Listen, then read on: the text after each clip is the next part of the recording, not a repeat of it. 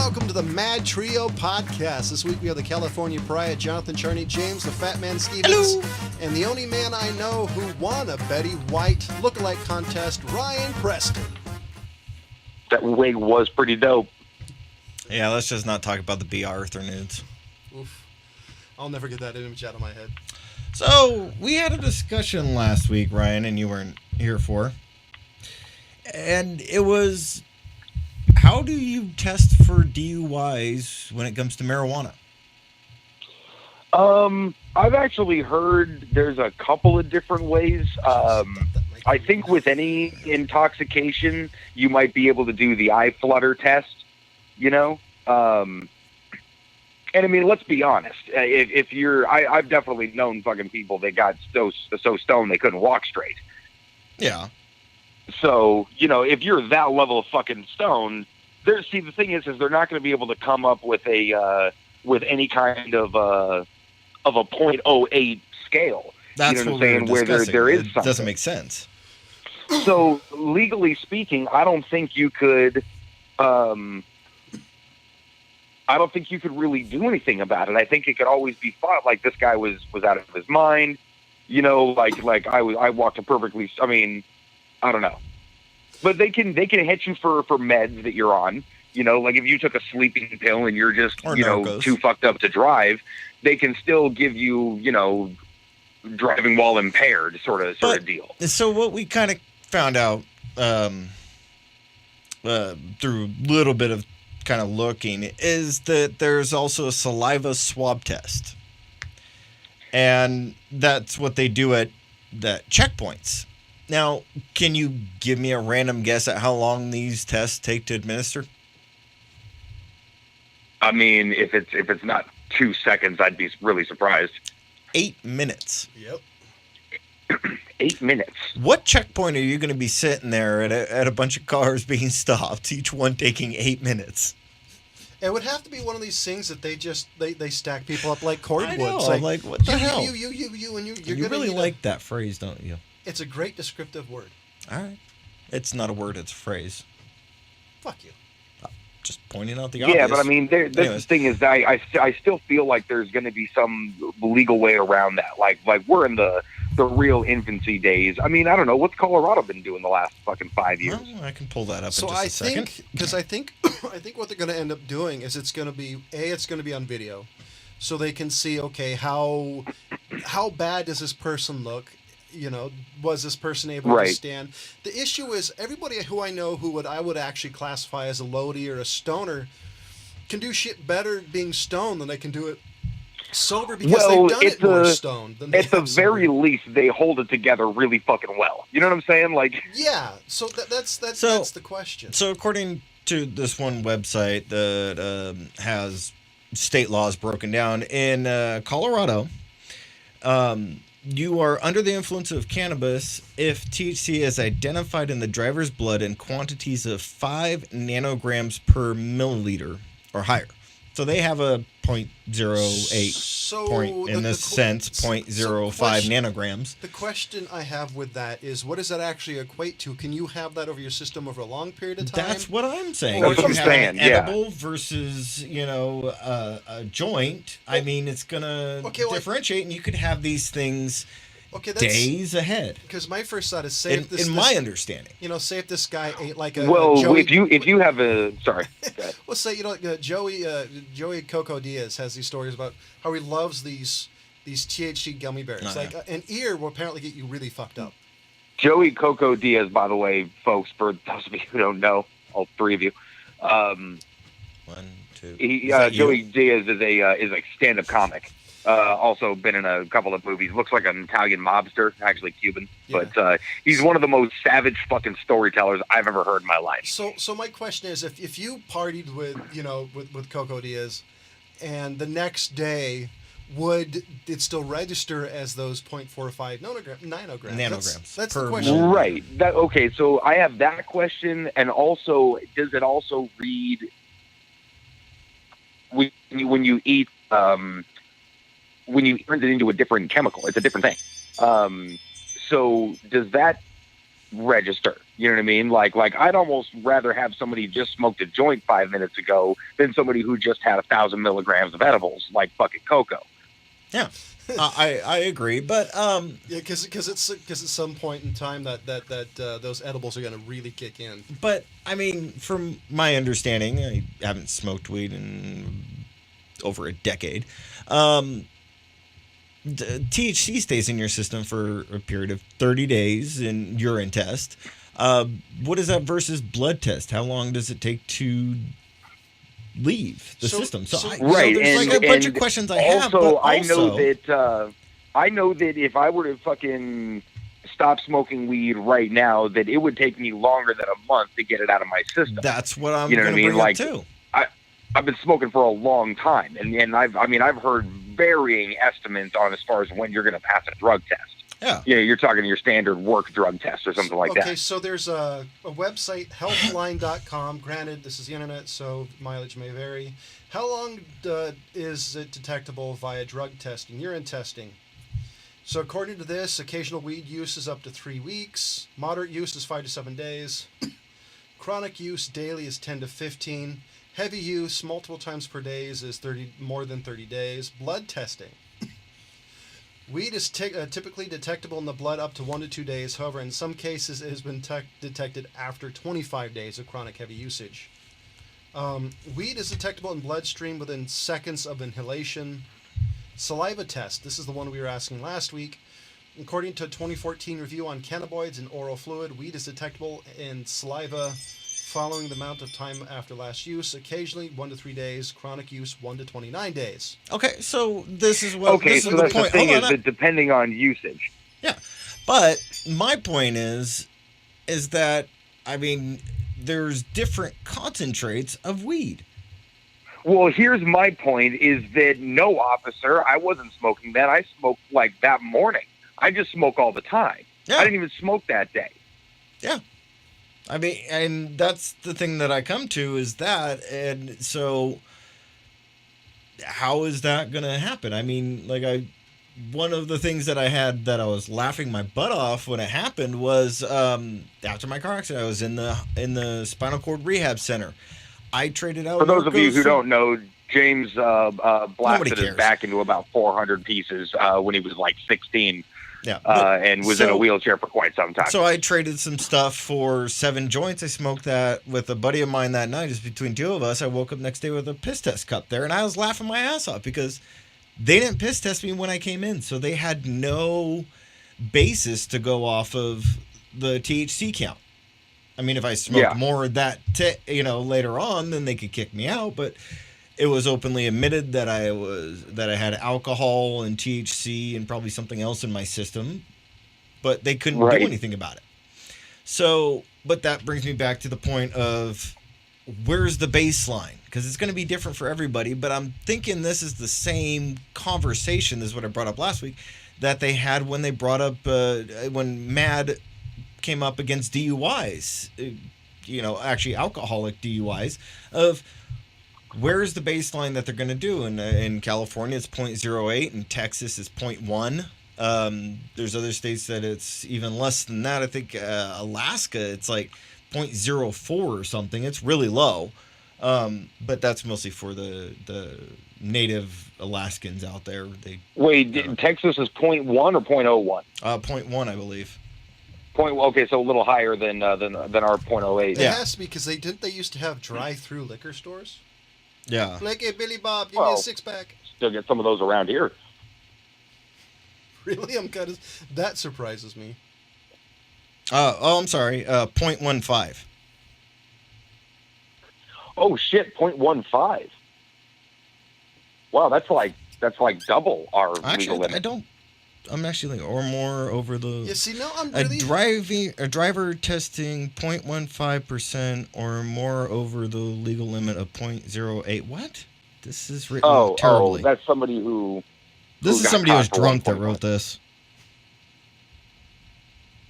Let's actually see if we can find an actual thing. I'm like, what is this person talking about? I am super curious on how they actually do. According to Wikipedia, it's 0.15 in Texas. So Yeah, 0.515. I'm curious in far as how does the saliva. Next time I run into a cop, or I'll have to actually ask all my local sheriff, because I'm super curious in how exactly. just get in the front test of a works. police officer and hit your brakes really hard. You'll have a long conversation. So my favorite interaction with a cop is somehow I was tired, blah blah blah. I ran a red light. Cop was behind me. He pulls me over and says, "Son, do you know why you're there?" I said, "Obviously I did something, officer, or else you wouldn't be at my window." The look on his face was, "What the fuck?" It's like, Yeah, I basically gave a guy the I trust your judgment one, and he was just like, okay, well, you were speeding. I just told them no, I would not step out of the vehicle.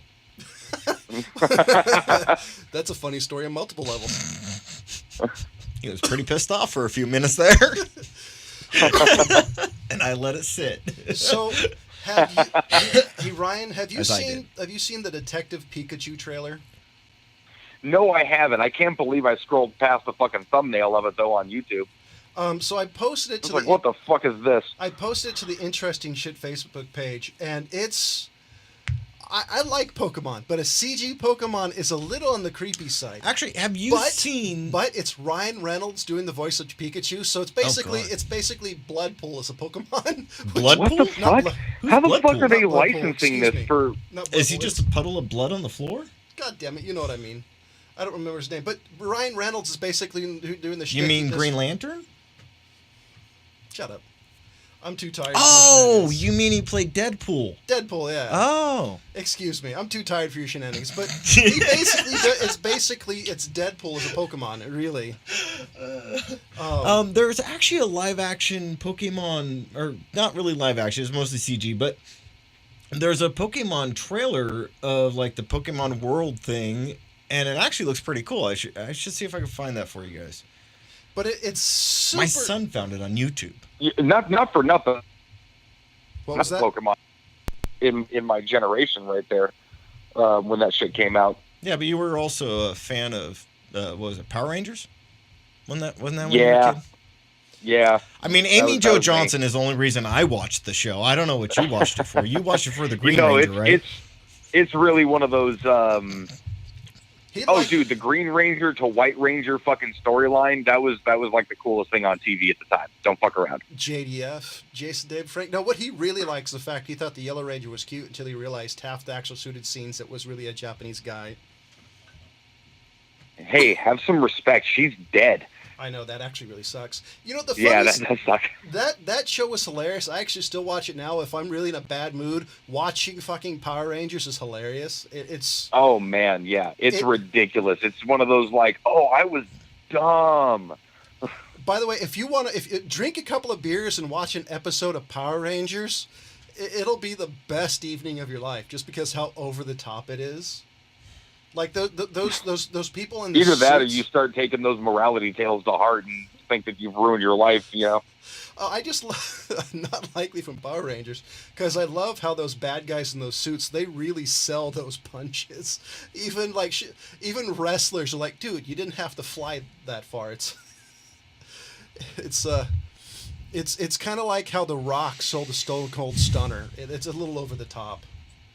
Yeah, well, it was 22 minutes of basically a camera facing straight up at the sky and people jumping over it in various poses. Pretty much. God, you got to watch the Detective Pikachu trailer. It's very creepy. I definitely will. I can't believe that Ryan Reynolds is involved in that, and I'm curious on what fucking Pokemon is licensing their shit to now. Dude, it's Crackheads. It's quite amazing. I do want to mention on a sadder note that Stan Lee passed away. Yeah, that's I mean, but he died at 95. That is one hell that's of a the run. thing, man. what I I'm was saying. just gonna say. I mean, like everything he did was just fucking. Like I can't believe we had to get we got Stan Lee for that long. You know, that's awesome. No, You know, the fact that he was still out there in the world, you know, at freaking 92, doing all these appearances and still doing cameos and shit. But No. not to mention the guy who created comic books, basically. My one question about that is, did he need the money or did he do it because he wanted to? Because was it like Ed Oh, I think he legit was a fan his entire fucking life. Well, I hope so. Like Ed McMahon, for example, the last years of his life, the dude was broke, didn't have any money. People gave him money, and it's just like that would suck. Like, at that age, you would have to do, schlep yourself to every comic book convention in the United States. It's like Virgil from the WWE. You always see him at conventions because the dude's broke and nobody wants him anymore. Yeah. So I hope the guy was a fan because I liked most of his comic books. I mean, there's like the Fantastic Four I can give or take, but most of his stuff I really enjoyed. I think the thing he's going to be known for the most, and I honestly believe this, was the X-Men. You know how the racism was really talked through in the medium of the comic book, and how you not only had the normal people, the humans, but you had Charles Xavier and then Magneto, who were loosely based on Malcolm X and Martin Luther King. So I love the fact that he was able to use the comic books for a really high level conversation. Well, I mean, that was his whole. I mean, he created the comic book code. Or not necessarily the comic book code. That was a slightly different thing. He was the one who basically said, like, hey, look, like every comic is somebody's first comic, and always gave you the backstory, always gave you kind of the, hey, this is what happened until now. Like, by the way, if you didn't know, this guy was bitten by a radioactive spider. I wish, however, every movie they do, they didn't have to reboot here's Spider-Man getting bitten. Here's Spider-Man the day after. Everybody knows how Spider-Man got his powers. At this point, everybody knows how Bruce Wayne got his powers. How he. You mean his parents dying and Exactly. leaving him a bunch of money? Exactly. Everybody knows how the Hulk. I don't think there's one superhero except maybe Booster Gold that nobody knows about at this point. Or the Blue Beetle, since they're both kind of obscure characters. Actually, the Blue dude, Beetle there's a and lot of Booster obscure Gold characters out there. did become more famous when they started doing like Justice League Unlimited and things like that. But I mean, that just kind of. But at this point, Blue Beetle isn't that Teen Titans? Well, Blue Beetle's an actual old school comic book. So Yeah, there's really old. There's the backstory I know of is, and I don't know how true this is to the original. Is a guy found this scarab, couldn't get it to work, basically invented a bunch of stuff to become the Blue Beetle. He died, and somebody else somehow got the scarab to work and became this new mecha Blue Beetle, to heavily paraphrase the story. Yep, that's the kid from Teen Titans. Beast Boy? Oh, talk about that. Have you seen the trailer for the live-action Teen Titans? I did. I have not. I'm not sure. I don't know what channel it's on. But I'm not sure if I'm going to like it or not. But I'm willing to invest an episode or two into it, to see what I think. All right. It's on a channel. Well, I don't know is it a YouTube thing. I don't know if it's a CW thing. My first thought was CW because they do all the comic book stuff. I don't know. I actually have. I just saw the trailers. I have no idea where it's actually being, shown at. I didn't really look into it too much. I mean, I saw the thing. I just wasn't really blown away. I'd definitely be interested interested into a Teen Titans thing. I mean, it's interesting to see all of these things sort of with actors and all of that. It's a different medium, that we're used to. And we always thought it was just going to be on the page until they made the comics. And then they made the comics. We always thought it was going to be cartoons until all this shit happened. So yeah. The only problem with live action is it's always disappointing. It's like James and I had a conversation 20 years ago when you first heard about Lord of the Rings coming out. And James's comment was basically, it'll never be as good as when I read it when I was 5 or 12 or whatever. 12. And so I do partially agree is the fact you're that never going to compete with it. As I said, what I said is you're never going to compete with a 12-year-old's imagination. That's really what I came back to is that, the movies, to me, the Lord of the Rings are disappointing because of the imagination I had at that age that I was using as I was reading the books. So, yeah. But, now, how long have the movies been out? Like 15, 20 years now. They're okay, but they're still not how I envisioned it as a kid. They do, however, age really well. Minus The Hobbit. That aged like milk day one. Yeah. Um, Yeah, they did.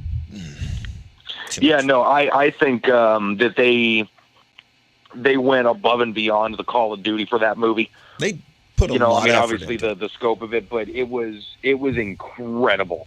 You know, I still own the fucking extended edition of all three, I have the extended editions, and of I The still Hobbit, watch them too. like once a year. I would love to. However, having a 2-year-old, I don't have that much time. Talk about that. The guy who directed it. I really want to see Peter Jackson's World War One. I think we talked about last weekend, but the more I see about it, the more I totally want to see it. Okay, now I'm really thinking, as far as I've been concerned, World War One is a war that they really haven't done a good movie of, except for All Quiet on the Western Front. And Yeah, pretty that's not even a really good movie. They did what was the stupid horse one that came out recently? War Horse? Is that it? I think it Yeah. was War Horse Yeah, was the one where it was like this horse. Was that the one that was like Black Beauty, where they just followed the fucking horse? Yes. That was excruciatingly torture. See, I want to see World War One because it was a really weird point in history. I don't think, as far as I understand, there's really any point quite like that. I mean, because they had Hiram Maxim, if you don't know, is the inventor pretty much of the machine gun, and actually got it to work. More or less, it got sold to every side. So that's the first time in history you had something with that type of reciprocal fire rate. Plus the fact at that point there was cavalry, and then you had tanks. Yeah, well, you had pretty bad tanks. Well, they were still tanks. They were mechanized vehicles. Yeah. You were still better being behind. Mechanized war vehicles. And Yeah. for people that don't know, those was also back when they were using, Horses. not horses, but No, there were chemical agents. Because there were horses in World War There One. were horses in World War II that were used quite often, but they were also didn't really have any ban or standard against. I'm pretty sure bayonets were still fair on the battlefield, weren't they? Bayonets. in World War I? So what it is, bayonets were legal in World War II and other ones. The difference is there was a design standard. Oh yeah. If you take a look, for example, at the Mosin Nagant or Mazin Nagant bayonet, it's triangle. What it is triangle wounds are really hard to heal. Yeah, and stitch. Versus like a straight one of a standard knife, it's a lot easier to heal, a lot easier to stitch. So the Geneva Convention really kind of defined the rules of war. And they also said no chemical agents, which is something else that they did. And Miranda, interestingly enough, had a conversation about Cyclone B, 3 weeks ago? Yeah, 4 just weeks about. ago? Something like that. Anyways, but that was another one that was out there in World War One as well. It was in its early stages, but that's something that they said Hitler didn't get injured by Zyklon B. They claim it was mustard gas, which is similar. Well, I don't know if I think that Fritz Hopper, the guy who invented he invented Zyklon A, which was used as a pesticide, or was being looked into as a pesticide. But I believe he was still working with the German government during World War One, inventing mustard gas. You know, he was one of those guys and all of that. And then Zyklon B was what they used to gas all the Jews, basically. Yeah. Not basically, exactly. Well, they tried a few different things. They even tried exhaust fumes at some point. There was shown that they actually tried that in the early stages of their final solution. But that's something that also was in World War One that really wasn't, there was a lot of different components of World War One that never really got explored because of how new shit that got figured out in World War One. Yeah. There's way too many new fucking bits of technology that was like, hey, let's see what this can do in war. Yeah. And most of it was a bad idea. Yeah. That was one of the reasons why they call it the war to end all wars, because it was a horrible war. War is always horrible, but this was a war when they were trying shit that's never been tried before, and it was just disgusting. It was a nasty war. It really was, and a lot of people don't really understand, but I mean, the trench warfare God, that must have been a That's the scariest shit of all time. Shitty thing. And maybe people don't really remember this, but there was shotguns that were used, and I knew about this before it became popular in the gun shows. Call of Duty. Well, Call of Duty, and they also brought it up in gun shows, is that there was a shotgun that they found out that you didn't really have to do anything to really continue it to fire except for rack another round. So it was a trench cleaner. So pretty much because they jump in a trench and they just let it fly. So basically what he's talking about is you pull down the trigger and you would just pump, and every time you pump it would fire around. Yeah. So there's a list here. That's a really cool shotgun, and it still does exist. You can find them. So some of the gases used, and my apologies in World War I, is I'm not going to be able to pronounce them all. There's xylol bromide, chlorine, phosgene, benzyl bromide, chloromethyl, chloroformate. There's a ton. Go to Wikipedia. Yeah. Go and type in what is this called? I don't know. Hold on. You're the one that looked it up. So go to chemical weapons in World War I on Wikipedia. There's an amazing list of gases that were used. I mean, chlorine gas, phosgene. It's an amazing amount of stuff that we did to people, and most of the stuff was Both deadly. Sides. Yeah, most of that's the the stuff other is thing. It considered wasn't a just fucking war one crime side. today. It was, you have that one? Here, we'll use this one. And they said, wait, we have that one too. So And then, we'll switch. Estimated gas casualties of World War I. Russia, fatal was 56,000. Non-fatal was 490,340. Germany was Jesus. Fatal for Germany, according to this, was 9,000. It was 200,000 non-fatal. France, Adolf Hitler was one of them, by the way. France is 8,000 fatal, 190,000 non-fatal. British Empire, including Canada, was 8,109. By the way, these are all individual people. Yeah. Which is one of the problem with numbers when you talk about wars. At this point, it's a number. You have to realize it was a soul. Takes away the human factor. Mm-hmm. 188,706 non-fatal. Austria-Hungary, 3,000 fatal, 100,000 non-fatal. United States, 1,462 fatal, 72,000 non-fatal. Italy is 4,627 fatal, 60,000 non-fatal. Total people, 90,198 fatal, 1,230,853 non-fatal. By the way, non-fatal, a lot of the time, they were maimed for life. Yeah, non-fatal at times was worse than dying. And because of the damage was it did. Possibly passing some fucking crazy shit down to your kids. Yeah, this is stuff that left people maimed, disfigured, Burned, couldn't breathe burned. right, Yeah, their lungs were damaged. Yeah, every kind of fucking cancer you can possibly imagine, probably, you know. And then one of the things they claim with Adolf Hitler, there's actually been psychiatrists that have looked into him. There was also brain damage that happened to Hitler. That they claim that there was a lot of different diagnoses that they've come out of what they know from history about him. That they claim that he was basically permafried from they claim mustard gas is what it was, but there was so much that John's just saying is.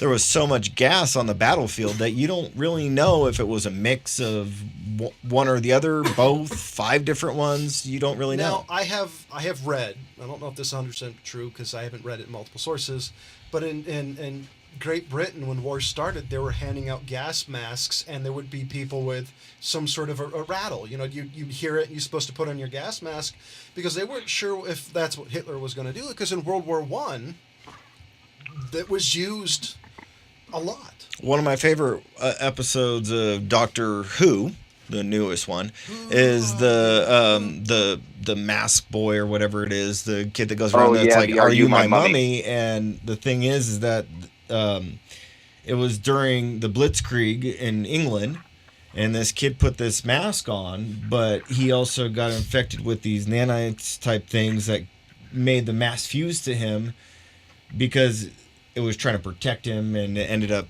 that he would turn other people into looking like him, and it was just like this thing. But that's what they were kind of doing. It was set in that time period of when they were passing out child-sized masks to everybody and adults. And So Yeah. There is something that we haven't mentioned. Matter of fact, very few people that I've heard, minus some high-level History Channel stuff, talk about it, and some other people, is the problem with gas warfare is a lot of times it lingers in the atmosphere.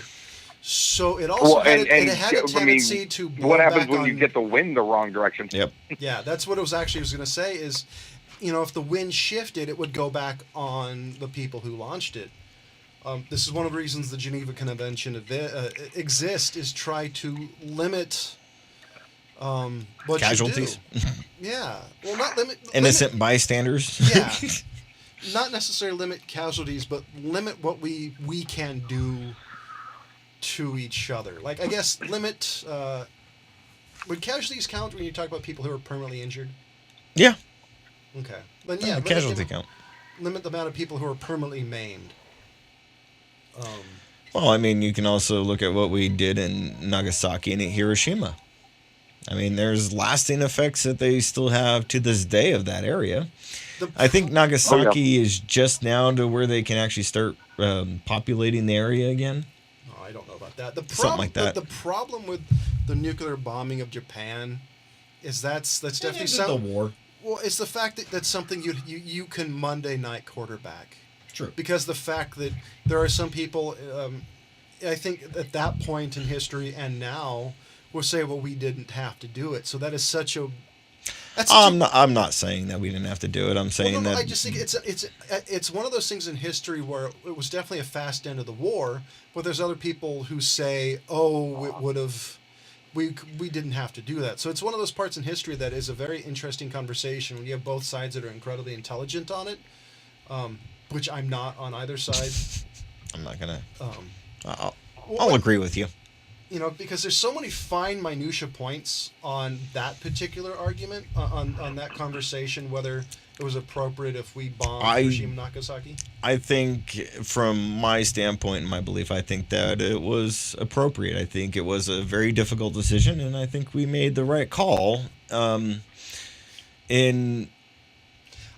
you look at how many people had suffered and died up to that point and what we were looking at through our island hopping campaign, I think it was the right choice. That's where I stand on it. Yeah, I mean, I really don't know. I mean, that's a really... It is a really difficult thing because of how many suffered from it, the residual effects of it still to this day. Well, the same thing. But I think all in all, I mean, Japan's already doing their own damage to the freaking Earth. The same things happen with Agent Orange, though. There's a lot of Vietnamese that from what I've heard and read, that have issues from that. A lot of Americans still do too, and their children. Yeah, I'm not arguing. So have you guys been paying attention to any of the theaters movies that are in theaters? No. Bohemian Rhapsody, you know what? has gotten really good reviews. Yeah, that's what I've heard. I've known a couple of people that have gone to see it. They said it was fantastic. The new I just caught the fucking Meg on DVD. Nice. And? Yeah, it was. Oh yeah. Oh no, I didn't buy it. I fucking rented it on Amazon. I'm a sucker for a big shark movie, and I was really looking forward to a bad good shark movie or a good bad shark movie. I totally know. What you mean. This was bad. It got a 5.8 rating. It's bad. It's not. It doesn't get into the realm of question where it transcends back into good yet. So the question is between the scale, is it better than Deep Blue Sea with LL Cool J? No, that movie was good bad. That's what I meant. You know, I mean, like that's one of those that falls into the this is so bad that it's good. You know, and there's sharks. So on the scale, like when you have something like Sharknado, that's meant to be bad. So on the on the scale of Jaws and Mako Jaws of Death, where does it land? I don't think he's seen Mako Jaws of Death. I like that scale. Thank probably, about 2 notches above Mako. I'm trying to think what would be really between it. Deep Blue Sea sort of being like the middle of the road. Open Water being like an 8 or a 9. God. By the way, Deep Blue Sea... Or not Open Water, what do you call it? The Shallows, I think it was. By the way, Deep Blue Sea has the worst freaking soundtrack ever. The title song is, and it was Deepest Blues, and fucking LL Cool J repeats that and repeats that. I thought That Thing You Do was bad. Wrong. Hey, That Thing You Do is awesome. I actually liked the movie, but after the 12th time of hearing the dun dun dun, it's like, oh. Yeah, I get annoyed. I've seen it a lot, so after a while, the first couple of hits, I'm like, off. I still want to see Venom. That has a 7.0 rating, which I think is probably decent. Yeah, that's pretty admirable, actually, for that kind of movie. And especially being kind of a superhero movie, which I think a lot of people are kind of burned out of. I am super curious of the new Grinch movie. It is a 6.3 Yeah, that's the one with Benedict Cumberbatch. Yeah.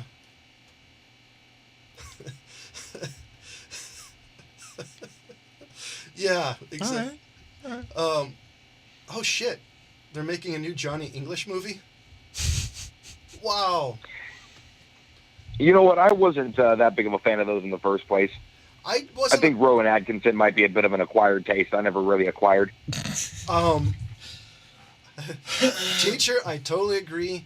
Some stuff Mr. Bean did, like I can actually see why people would like him. He just doesn't scratch any comedic I think itch. John just called you sensei. Well, some characters that he's done have been fantastic. I liked Black Adder. That was funny. And a couple of the other characters that he's done have been good, but I'm not a Mr. Bean fan. Yeah, Rat Race, he did great. I'm not a Mr. Bean fan, and Johnny English was a little bit better, a little more into that Peter Sellers realm that I like, not just fucking goofy faces. I think that's a stretch. No, I'm not interested in any of the Mr. Bean stuff. Like I said, Rat Race is about the only one that I've ever liked him in.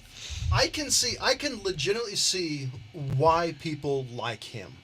He doesn't scratch the comedic itch for me at all. But I can have you seen Black Adder? Me? Probably at some point. I don't know. I can't say I have. Okay, just look up random clips of Black Adder, and you'll probably get a kick out of it.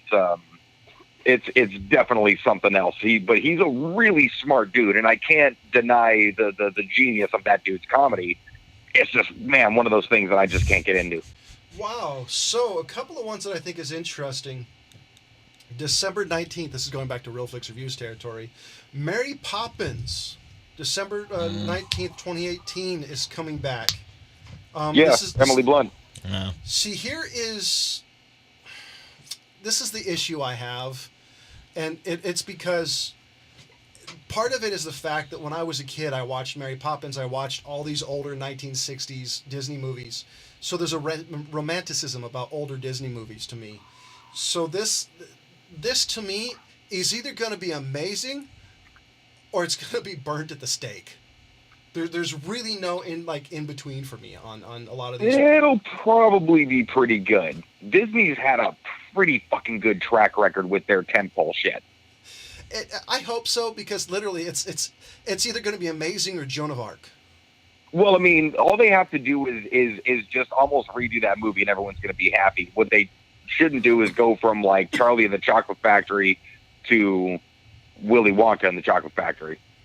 Yeah, but or Willy Wonka, whatever, with Johnny fucking Depp. The problem is the person. Don't do something like that. The problem is the person who directed it and the person he picked.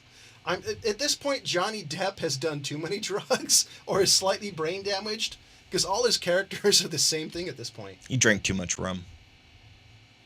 Well, I've got some good news in the realm of nonfiction. Okay. Leonardo DiCaprio is going to play H.H. Holmes. Really? That'll be interesting. Yeah, I'm excited. I mean, I didn't really like Django Unchained, but I liked his role in it. Out of here. I liked his role in it. I'm curious. Wait a minute. Back the fuck up where you just said something crazy. He didn't like Django Unchained? I mean, I didn't, in the span of all the movies that, you got Walton and, why am I drawing a blank on, Tarantino films. I don't think it's one of his best ones, but I think it's up there. But in the scale of those things, anyways, it really wasn't that great. But I think that... I kind of agree with James. It was not my favorite Tarantino movie. But I really liked DiCaprio in that one. I really didn't like Samuel Jackson in it, but I liked DiCaprio. Oh, I'm fucking not. loved Sam Jackson in that movie. Yeah, I No, love I Sam. didn't. I didn't really. I liked Sam Jackson. Did not like DiCaprio, but he's also. I must attest, I've never been a fan of his. DiCaprio? Yeah, I've never really liked him. He's got his moments. Man, he's had a lot of great moments lately. I didn't like him. I didn't even like him when he was co-starring with Candace Cameron's brother. So What? look it up. He was. Nah, I won't. He was in a TV show with Kirk Cameron. I just don't remember the name of it at this point. Yeah, I don't know. I've never really been a big fan. But the H.H. Holmes, the question is, how are they going to do it? Because they're going to have to do it right, I think, in order to get the evilness of that particular. Oh, character. I think they're gonna. I think they're gonna go with the fantastical version of it because the story itself is pretty fantastical. You know, like a lot It's of the almost fucking lore unbelievable. comes from old pulp fucking magazines and things like that from like 20 years later. So it's hard to parse the fact from the legend. Oh, You know, I think they're gonna go straight up legend. I mean, it's like going to be The Butcher with Johnny Depp. I just hope there's no singing.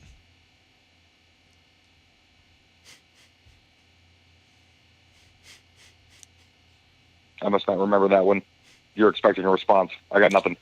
You don't remember the film that Johnny Depp did with the Fleet Street Butcher? the one. Oh, where he you're talking about sang it. Sweeney Todd. Okay, I didn't catch the reference there. Wow. You couldn't put that together. Well, you said butcher. I'm thinking, what the fuck was he a butcher in? The Sweeney Todd film. Yeah, well, you know, Demon Barber of Fleet Street. You know, any one of those words would have got me there. You're getting slow in your old age. I mean, you know, just it was an obscure choice of words. All right. Okay. Anyways, I just hope there's no singing. That's all I got to say. So the movie, I mean, I knew you live in obscurity.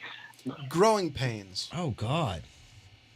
Leonardo DiCaprio was in Growing Pains. Ding ding Oh. ding ding ding. Oh. That is correct. Wow. It was on the later said part that, like, of the series. Oh yeah, fucking watch fucking Growing Pains. Hey, I loved it as a kid, so fuck off. Well, you're the one. Of course, when you were a kid, Sorry, it that's was, an old joke.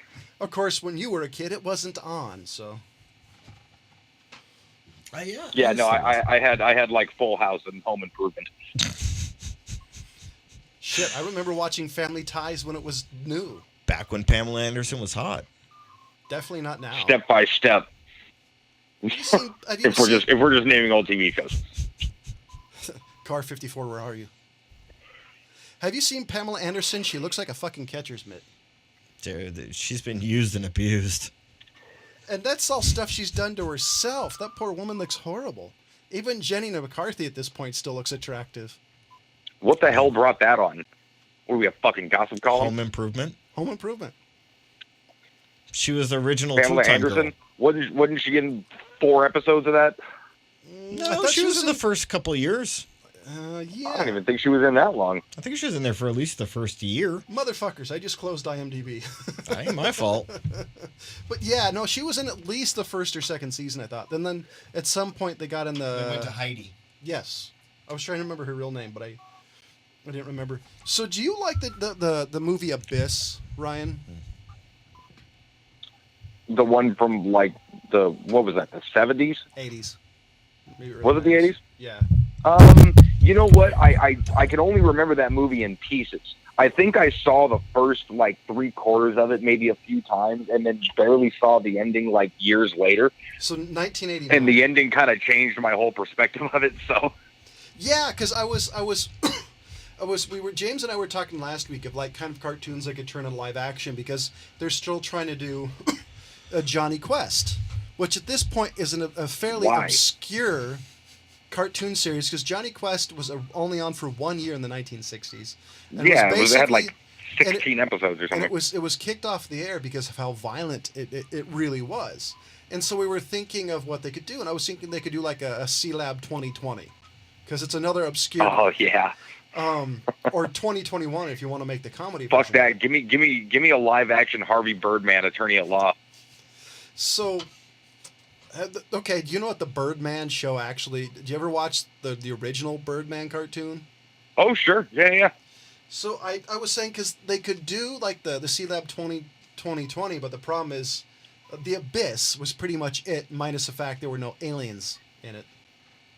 Right. So that was part of the conversation that James and I were thinking of what obscure cartoons that they could do, and so I was wondering, are there any obscure cartoons from your childhood, granted you're younger than us, that you think that they could do? And my first thought, the other thought was Centurions. I think they could easily do that. Dude, first of all, I'm just excited that somebody else aside from me just mentioned Centurions. I fucking loved that show. Man and Machine, Power, Fuck Extreme. yeah. The different specialties and then the different suits based on what they were doing. It's fucking awesome. My favorite thing was the names. Hold on. The names of the characters. Yeah, it was like Hank McCloud or... It was hilarious. I think that was the pilot guy. And then the weirdest one to me was the Native American dude. They just, towards the end of the series, they threw in this random Native American dude, and he's all dressed up. And instead of, like, a normal person, he's dressed up stereotypically. It's like, damn. Well, that's how you know he's Indian. So here's the characters. Max Ray, guess what he does? Yeah, that's the C guy. He's a brilliant sea operations commander. Jake Rockwell, rugged land operations specialist. Ace McCloud. There it is, Ace McCloud. Okay, I knew I was close. Daring air operations expert. Rex Charger. These are the last two were added in the end of the series. And my favorite one, actually the Indian guy was actually a really cool character. John Thunder. Specialist infiltration commando. And one of his weapons was a giant fucking bow and arrow. And even as a kid, I'm thinking, seriously? Even I'm somewhat insulted at this. It still is not as bad as the Captain Planet. Well, The Indian guy gets heart. Well, Captain Planet was hilarious because even I loved Captain Planet as a kid, but even as a kid, I'm like, really? I get it, save the planet, but come on. And I love the PSAs at the end. Oh yeah. If you want to save the planet, recycle. Exactly. I don't know. That was separate your aluminums from your plastics. Or they had that the what was it, the Russian chick and the New York kid, Russian, niet, Soviet. And at that point, I don't think the Soviet Union was around. And at least the first two seasons, you had Whoopi Goldberg playing Gaia, the spirit of the earth. God, yeah. Good God. That was Whoopi Goldberg? Yeah. At least for one season, I'm almost positive it was. I'm not looking it up, it's just off the top of my head. Don't worry, nobody expects us to be correct on any of this. I'm almost positive I'm correct. God, I keep trying to think of... So, any obscure cartoons you can think of? No. No, not necessarily. I've been disappointed in everything they've ever brought back in my childhood. The other thing I really wouldn't mind would be like a SWAT Cats CG cartoon. SWAT Cats, yeah. Because that was... Bonkers. Oh, dude, I loved that show as a kid. I like Bonkers, yeah. I don't know if I could stand it now, but as a kid, it fucking rocked. Yes. Fucking freakazoid. Yeah, so... Oh, shit. LeVar Burton played Kami. Whoopi Goldberg was Gaia. I don't recognize anybody else. Yeah, there's the only people I can tell. Wow. That's hilarious. Hold on. That's weird. I didn't know that was LeVar Burton. Either did I. I don't know. I'm so tired of this live action cartoon conversion because it just hasn't been. Well, look, I mean, you have to understand they're obviously not for us. I want to see a Pirates of Dark Water live action movie. I doubt you know what that is. I used to watch it as a kid. I guess that's a no from Ryan. Yeah. Hello? What's that? A Pirates of Dark Water live action. Never seen it. I didn't think so. I don't know. I think they just I have Black Sails. That's pretty much my be all end all.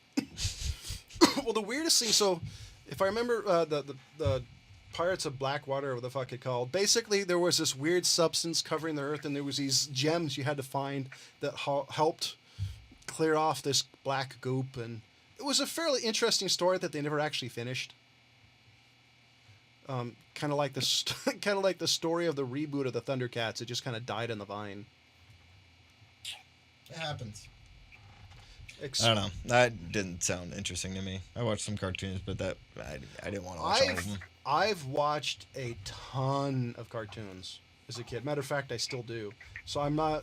Yeah, me too. So a lot of the cartoons I know of, honestly, Ryan's one of the few people that I can mention cartoons and he knows what they are. Like I just purchased. Oh God, what was the recent cartoon? I purchased.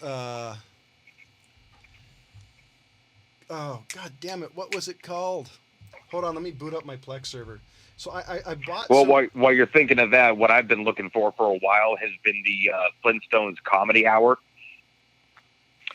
That was the one where it was almost like sketch comedy for the Flintstones, and the kids were growing up and they lived next to like the Frankenrocks. Yeah, I remember that. Yeah, or the Frankenstones. Why the fuck would I say Frankenrock? Frankenstones. Because you're thinking of Fraggle Rock. So probably. So I recently bought the Herculoids. Oh hell yeah! I love the Herculoids. That fucking rhino that shot shit out of his face. Yeah. So right now and that was what was the name of the gelatinous orb thing? Gloop and Gleep. Gloop and Gleep. Right. Okay. So here's part of the reason is I want the Flintstones comedy half hour is the Shmoo was in there. Do you guys know about the Shmoo? Oh God, the creepiest character of all cartoons, because this fucking of all time, the incredible edible Shmoo. It's fucking creepy as hell. He's happy when he's being digested. He's the fucking character well, that's from the Star old one. Wars. This in the Flintstones So one, they like brought that. him back not to eat him, but just really to like use him for whatever they wanted because he can turn into any shape just to make you happy. So Fucking ridiculous. So the other ones I bought was the Valley of the Dinosaurs, Thundar. Ooh. Hell yeah. I have the 1960s Scooby-Doo minus the one where they had all the famous people in it because you can't buy all of them. I have. Oh, you can't get the Scooby-Doo meets corn? No, it's like Scooby-Doo meets Jonathan Twinners, Scooby-Doo meets... Because some of the rights are owned by different people, so you can't actually watch all of them. So I have, like... I bought the first season of Jetsons. I have the Yogi Bear. Wow. So I have, like, all these... Well, what it is like... Saturday morning cartoons don't exist because I don't have cable. I don't have an OT over-the-air antenna, so I'm buying all these cartoons so I can make Saturday morning cartoons for my kid, and I control the fucking content. So I know he's not going to watch something that's stupid or ridiculous or something that's quasi questionable. Well, which is all a Cartoon Network. Yeah, but I mean, there is a definitely a generation gap. I mean, you know, we all definitely kind of grew up on some of our parents' shit. Just look at the music that we're all into. But I don't listen to you know, there's stuff that's going to be, you know, for that generation, for the kids with fucking iPads. You know, a lot of those references from Yogi Bear, they're not going to get. Yeah, but my son's going to watch that. Matter of fact, I think I have the first season of Darkwing Duck too. It's not on there. Yeah, I got that.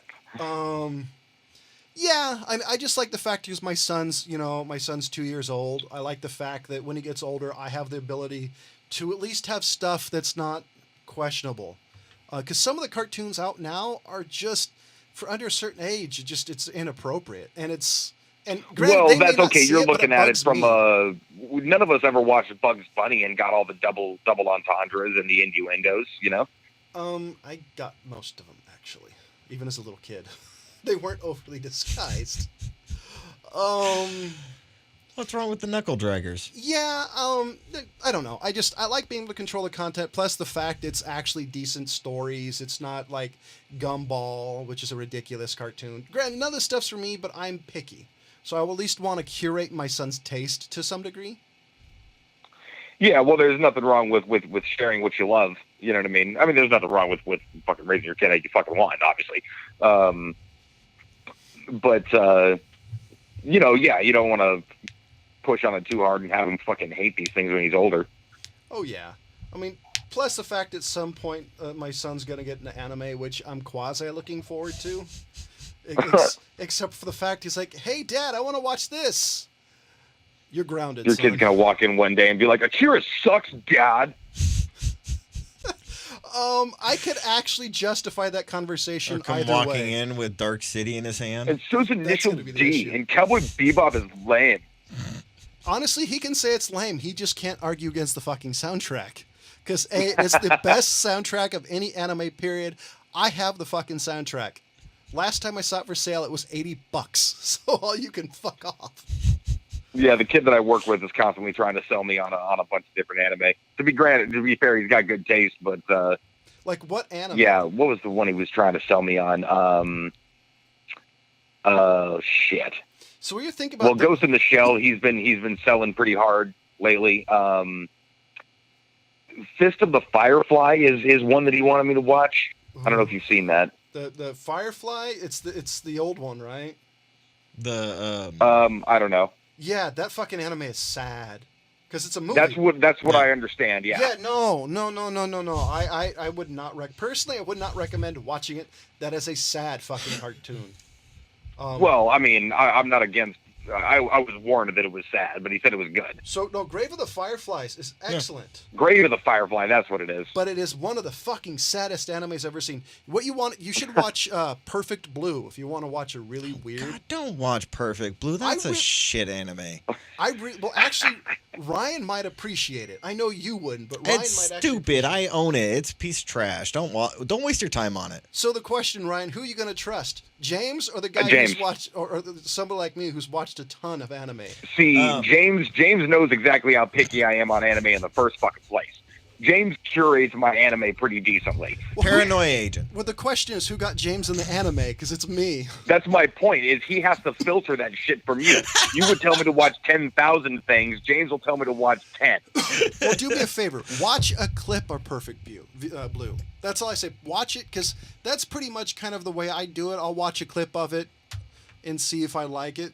But I've also got Crunchyroll and a couple other things. But Yeah, go watch Paranoia Agent. there's the only problem with anime. You'll like that one, right? The only problem with anime that I think it's funny is being an adult. There's things I just don't notice because it doesn't faze me. One of my an anime I really enjoy. It's called Is it okay to pick up girls in a dungeon? And it's a really amazing story. I love the story, but half the characters have boobs hanging out, and I just didn't fucking notice. Well, what do you think when you read the title? Of course, it's gonna be the panty anime shit. Well, no. There's like no panty shots. But it's the same concept. I mean, that's really what they're no, going. panty shots to me are annoying, and I wouldn't watch it. What even is if the it's- name of that stupid anime style? But There's a name for it. There's it's a lot of fairly almost naked characters, and I never noticed because cartoons don't do anything for me. I'm not fucking 12. I just think it's funny. But watch a clip of it, and let me know what you think. Because at the time when I first saw it, I thought it was good. I haven't watched it since. So, ladies and gentlemen, for Jonathan Charney, James Stevens, and Ryan Preston, as always,